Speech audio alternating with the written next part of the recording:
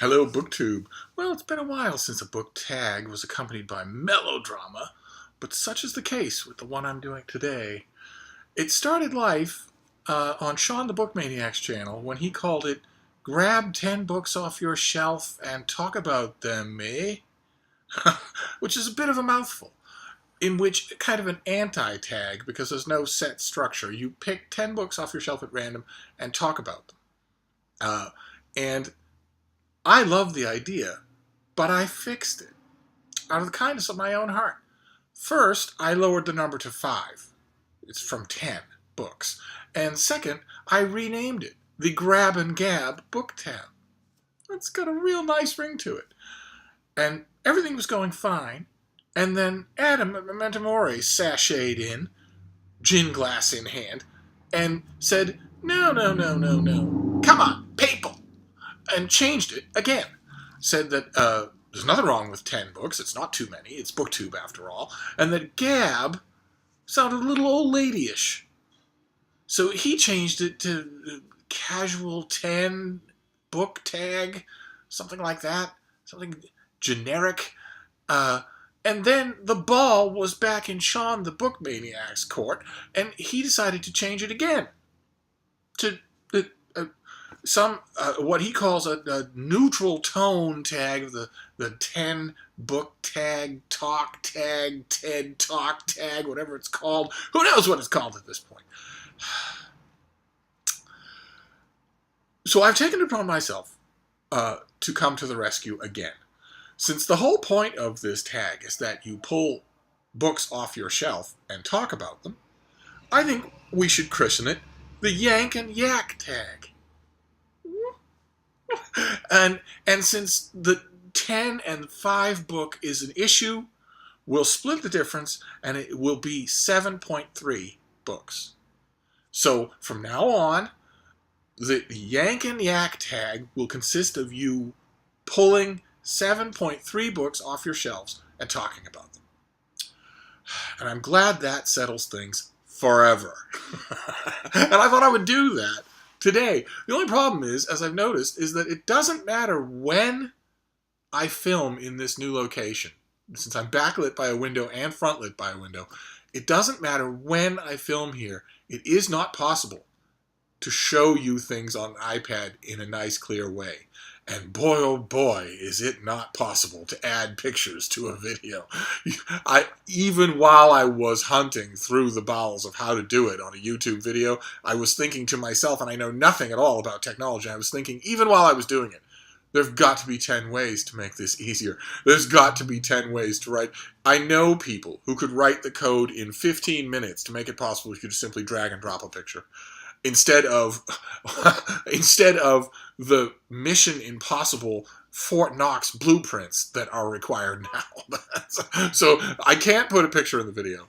I have all the covers of these books on my iPad because I figured, well, first of all, I can't walk around the apartment filming because my camera doesn't work. It works a little, but it doesn't work a lot. And second, why should I walk around grabbing books off shelves when Shawn was not only flat on his futon the whole time that he did his latest video of this, but sloshing white wine. So instead I'm going to show you the covers so you have something to look at other than me. While I go through the 7.3 books that I'm going to talk about today. The first one is this. It's David Woolner, and it's The Last 100 Days. It's a new book about the end of FDR's life. The subtitle is FDR at War and at Peace, which is a bit wrong because FDR died at war. The last 100 days of his life were spent entirely at war. But for some reason, biographers, writers about FDR have always been fascinated by his last days. I think because, A, he had been president for so long. B, there was the Moses and the Promised Land, dramatic stoppage of the fact that he didn't live out the war that he led the country to victory in. And 3, he was obviously a very sick man the whole time, and yet it wasn't the kind of sickness where you fade away. It was the kind of sickness where you die in harness, and that's what happened. And the coroner's reports turned out to reveal the truth of that, which is that he was an incredibly sick man when he died. But even so, I found this a really good, really engaging account of the end of the war. Doesn't do any favors for Harry Truman, but I don't want any favors done for Harry Truman. So if you see it at your bookstore and you're interested in FDR, I recommend it. The next one is a Regency romance. It's a favorite of mine. I love Regency romances, and there's something about Regency romances at Christmas time that seems to go together really well. That wasn't true in reality, but Regency fans seem to love that of all things, that pairing. And that's what this is, by the mighty Amanda McCabe. This is the Wallflowers Mistletoe Wedding. And it's about a young woman who is a self-confessed wallflower. She doesn't like, she's an introvert. She doesn't like people, doesn't like the fakeness of the glittering world of the tongue. And largely doesn't involve herself in it. She goes to events, but she's surrounded by chattering, pretty young women who are all on the hunt for husbands. And one of the people they're hunting is the military man who returns from the war, a very different person than when he left. When he left, he was just the type of person to go after the pretty chattering young women at every dance and ball. And now he doesn't want that anymore. He's more serious and more mature, and finds himself attracted to this wallflower. And those are all the ingredients that you need for a delightful escapist hour of reading. And that's what this was. So I recommend it for that. Next one's a tome. It's gigantic. These 7.3 books very much strain towards the nonfiction side, it being Nonfiction November. The next one's it's huge. It's a gigantic book, but boy, oh boy, is it good. It's one of those 1,000-page books that will just keep you reading. It's Robert Toombs. It's the English. It's the English and their history. It's a gigantic book that's just exactly what it says. Just a big panoramic history of England, but written in such a wonderful way that you just lose track of time when you're reading. You really sink yourself into it. Next one is also history. It's an incident in the 1950s in America that a lot of Americans don't know about, and that's understandable because American history books tend not to go into great detail. The detail gets skimpier the closer you get to the present day. And incidental stuff that made the headlines and was the conversation of the whole country, is the first thing to get lost. And this is one of those. This is called Incendiary by Michael Cannell, and it's about a mad bomber in the 1950s who was just blowing up buildings.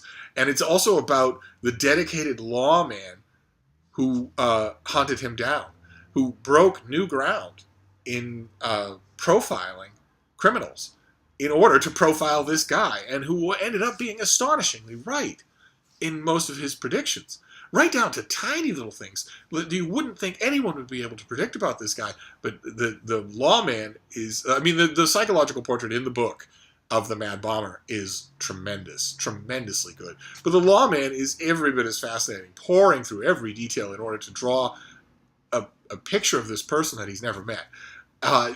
This book, it got some press, but oh my God, is it written? This is a perfect example of nonfiction that is written specifically to hold a hand out of welcome to anyone who doesn't read nonfiction and say, here you go. Here you go. It's not bad. It's not anything like what you think. All of this really happened. All of it is more interesting than fiction. You're going to love it. It's just designed to do that. So I highly recommend it for that purpose. Still in hardcover, probably still in all bookstores. Same thing with this next one. This next one is written in such a crackerjack fashion that you just don't notice the pages turning. You don't at all. It's a radically different subject. It's by David Barron. It's American Eclipse, set in the 1870s, about the total eclipse of the sun that was, keep in mind, in a totally different era where you didn't have satellites, you didn't have any kind of advanced technology. You had the mathematics that were centuries old to predict when it would happen. But as far as chasing it across the country and as far as understanding it, studying it while it was happening, that was all in just what we would consider to be primeval stages. And the personalities involved, and also the way this writer writes about eclipses, the way he explains the science, is just amazingly accessible and and just snappy as could be. I loved it. Absolutely loved it. Incendiary and American Eclipse, two of my favorite popular nonfiction works in the year. Just amazingly good. Well worth your time, and not at all the kind of nonfiction that will turn you off. It will invite you right in. Next one is a classic. I think I've mentioned it on this channel before, but I don't think when I've mentioned it that I had already read it. Maybe I did, but boy, oh boy, I reread it just recently. I got the hardcover, I got the finished copy, and it's tremendously impressive. Quietly, but tremendously impressive. It's Emily Wilson's translation of the Odyssey, the very first woman ever to translate the Odyssey into English, and that's shameful enough. But she's also one of the very few translators of the Odyssey into English who makes it poetry. You would think they all have to, but no. Most translators are classicists, not poets. Most of them don't have a poet's ear, even if they have a little poetry in them. So you won't get that. You will get, they concentrate on the translation part of the job, and so you don't ever get a sense, or you don't get a very good sense from them of why anybody would bother to translate this book in the first place, which is, of course, the poetry, not the story. And she does. Boy, some of her passages, you just want to dwell on them. It was a genuinely impressive performance. I liked it very much when I first read it. I read it for my annual reread of the Odyssey, but then I reread it and really savored it even more. What a thing! As an Odyssey to start with, if you haven't read the Odyssey, this is the one to do. So I highly recommend it. And again, it will be in bookstores. Next one is small. It's a skinny little thing, and I thought it was going to be just kitschy and stupid, but instead it was tremendously engaging. It's Dr. Eleanor's Book of Common Ants. And that's all it is. That's exactly what it is. A very spirited guide through the most common kinds of ants in the world, with a description of their social habits, their culture, their physiology, their communication, and all of it done with the unbelievably nerdy excitement of someone who has spent far too much time in the company of ants. And I gotta confess, it was infectious. It really was. I'm not sure. This same author, this same series of books does one on the common spider. I'm not sure that I'm on board to go all that way. But for the common ants, what a book. What an amazing find. And it's tiny, too. So in terms of, I don't know where you would find it. I'm actually, now that I think about it, not sure that it's the latest book in the Dr. Eleanor series. Maybe they're all just as good. If they are, then I recommend them all on the strength of this one. But this one certainly is. I don't know where you'd find it in the bookstore. But if you go up to the counter and ask for it, well, then the chain bookstore worker behind the counter, for instance, in America at your Barnes & Noble, will be happy to look it up for you incorrectly and tell you that they don't have it when there are 5 copies 1 foot away. The next one, we're back to nonfiction. This is a subject I admit is near and dear to my heart. This is Christopher Potter, and this is The Earth Gazers. And that is a picture of the Earth from the moon, where the author points out that only 24 people have ever seen the Earth as a planet, have ever actually looked up from the surface of one world and looked at another world that was our home. And almost as an afterthought, one of those astronauts decided to take pictures, to have a picture of the Earth as a globe. And this book is a history of the space program that led up to that incredible moment, that zeitgeist shifting moment, where finally we see ourselves. That's amazing. And this book tells the story of all the false starts, all the heroism, all the people, both behind the consoles and in the modules. And I have a soft spot for histories of the American space program. I've read them all, and this is one of the best ones because it unlike a lot of them, it remembers to retain its sense of wonder.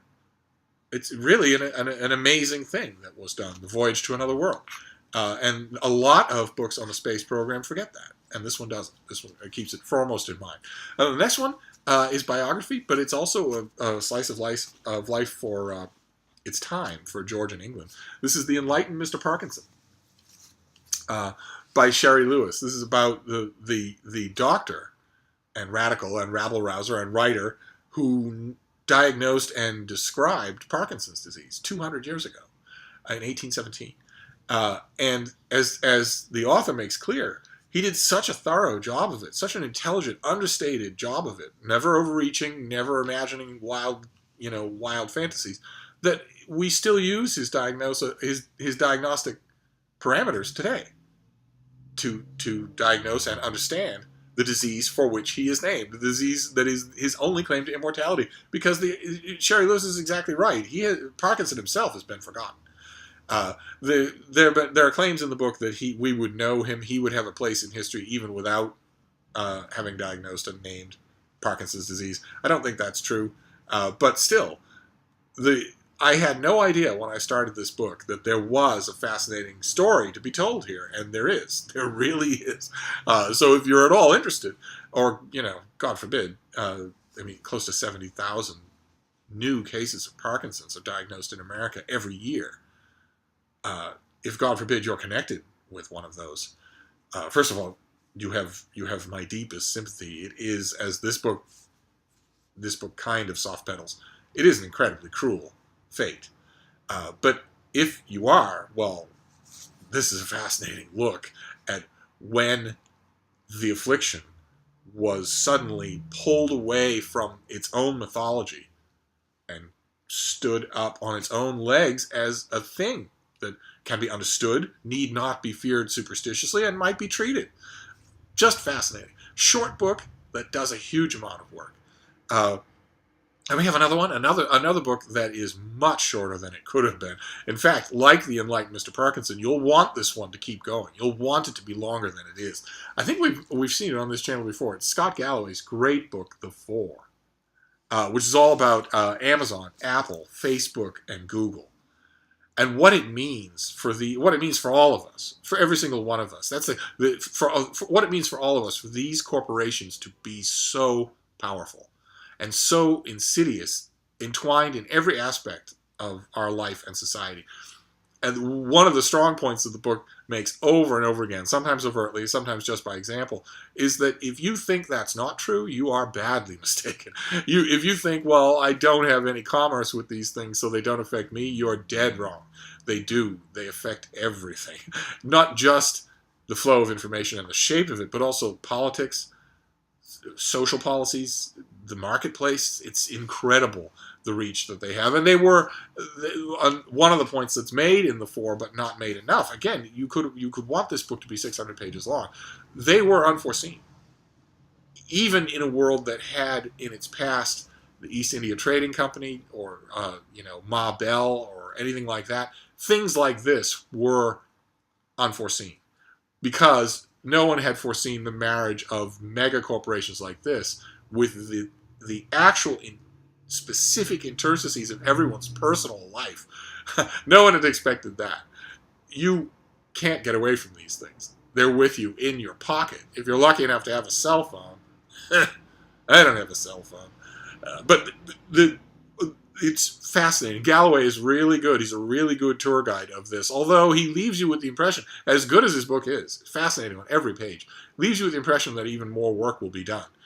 And raises the specter about what happens. What if one of these four giants, or all four of them together, God forbid, decided that they didn't want that work to be done? It would not be done. And that's chilling right there to think of that. Anyway, let's move on. The next one is science, and it's a hoot. It's the type of science book that is so good, so inviting, that you could buy it for yourself, or you could buy it for our kids and read it with them. And it's this. It's by Caleb Scharf. It's called The Zoomable Universe. And it's all about size. It's all about the size comparisons of everything in the world, everything in the universe. So from a subatomic particle, one subatomic particle, all the way to a mega galaxy with everything in between.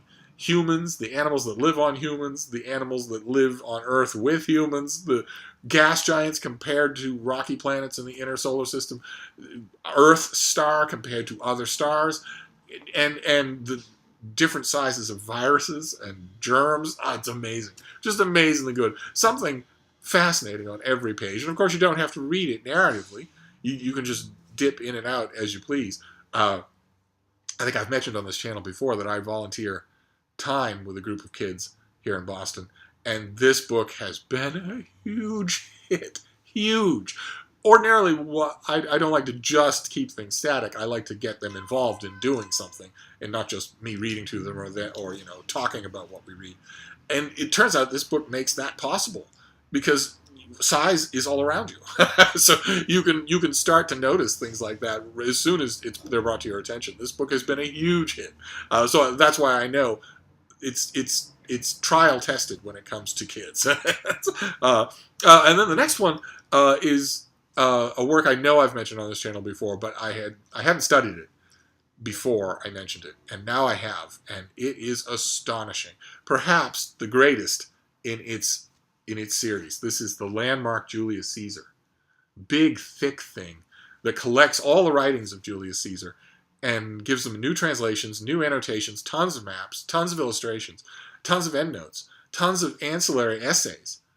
And I knew that because the landmark series, Herodotus, Thucydides, Arrian, Xenophon, these have all been great volumes. They are really, really volumes to have.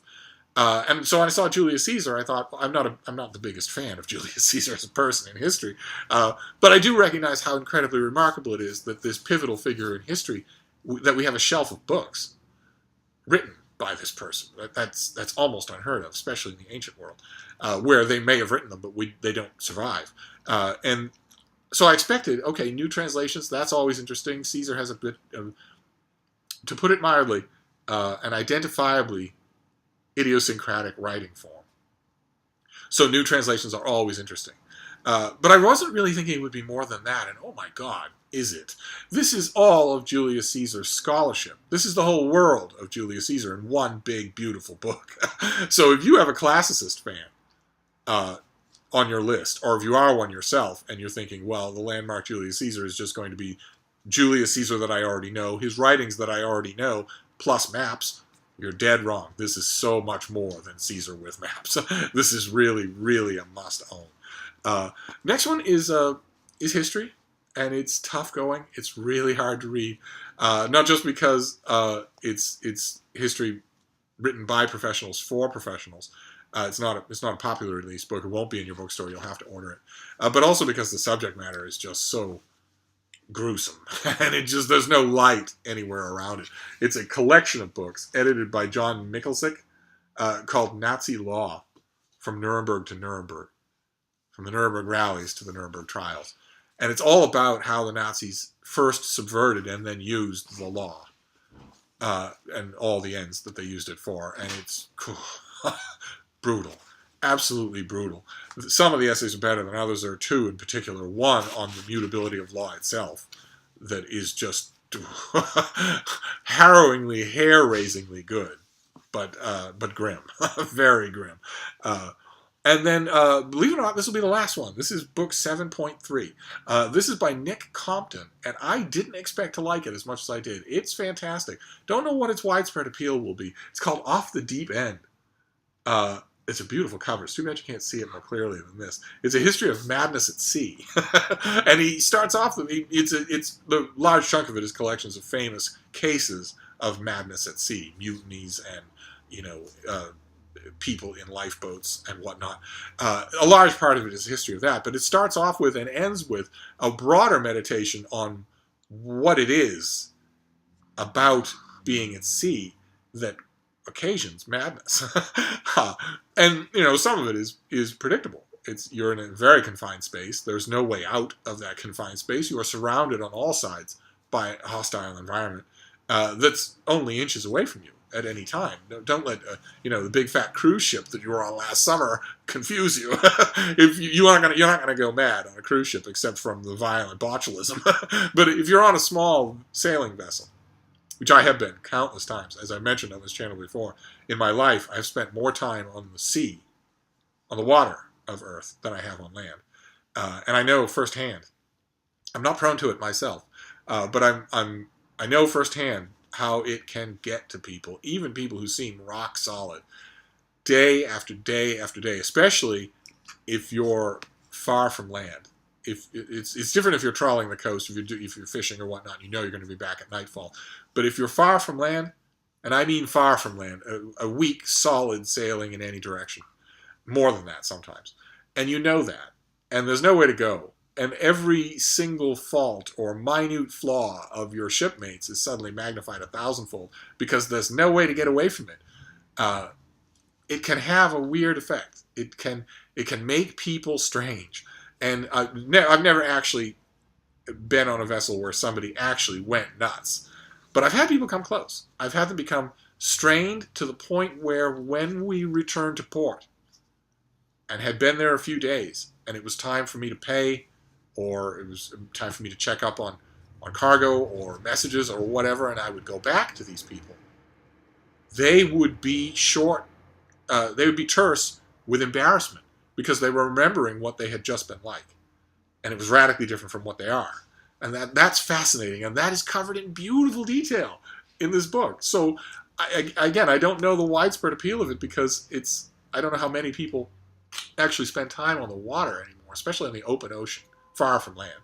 But if it interests you, you'll never find it done better than this. I only remember one other book on the subject of madness at sea, and it wasn't anything like as smart as this one. So there you have it. That is the Yank and Yak Tag. A hideously long example, but then again, what are you going to do when you've got 7.3 books to talk about? Can't cram that into 5 minutes. But I'm going to wrap it up now, and I will, if I remember, I will annotate all the books down below because they're all worth your time. And I will see you soon. Thank you, BookTube.